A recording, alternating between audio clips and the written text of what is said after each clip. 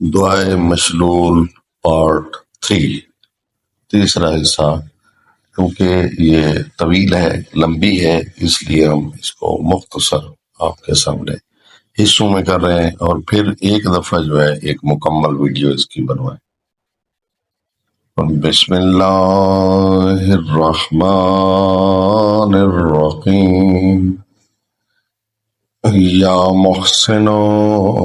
یا مجملو یا منعمو، اے احسان کرنے والے، اے نیکوکار، اے نعمت دینے والے، یا مفضلو یا متکرمو یا متفردو،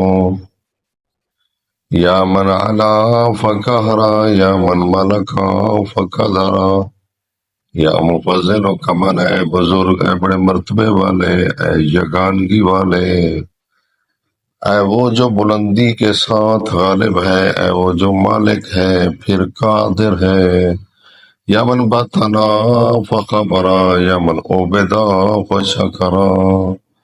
اے وہ جو نہاں ہے یعنی چھپا ہوا ہے اور باخبر ہے، اے وہ جو معبود ہے تو بدلہ دیتا ہے۔ سبحان اللہ۔ یا من اوسیا فغفرا یا من لا تحویہ الفکر، اے جو نافرمانی پر بخشتا ہے۔ سبحان اللہ، یعنی کوئی اس کی نافرمانی کرتا ہے وہ بخش دیتا ہے، اے وہ جو فکر میں سما نہیں سکتا۔ ولا یدرکہ بصر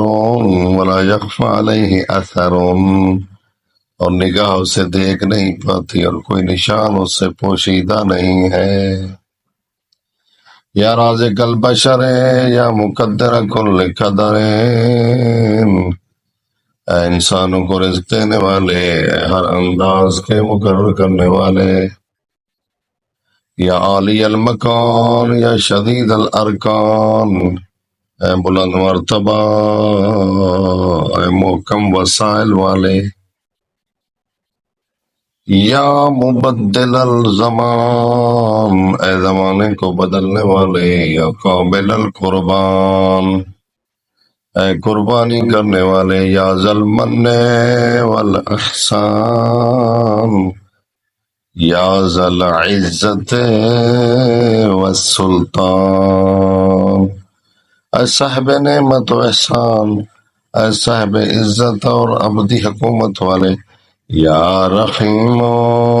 یا رحمان، یا رحیم یا رحمان، یا من ہوا کل یوم فی شان، اے رحیم اے رحمان، اے وہ کہ ہر روز جس کی نئی شان ہے، یا من لا یشغلہ شان عن شان، اے وہ جسے ایک کام دوسرے کام سے غافل نہیں کرتا، یا عظیم الشان، یا من ہوا بکل مکان، اے مقام والے، اے وہ جو ہر جگہ موجود ہے، یا سامع الاصوات یا مجیب الدعوات، یا سامع الاصوات یا مجیب الدعوات،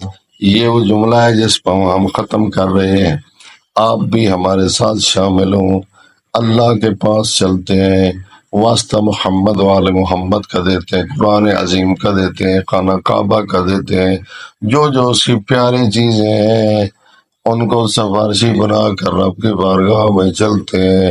اس کا معنی بنتا ہے یا سامع الاصوات، اے آوازوں کو سننے والے، یا مجیب الدعوات، اے دعائیں قبول کرنے والے، ہم سب کی دعا قبول فرما، پاکستان کو فتح نصیب فرما، پاکستان کی حفاظت فرما، آمین یا رب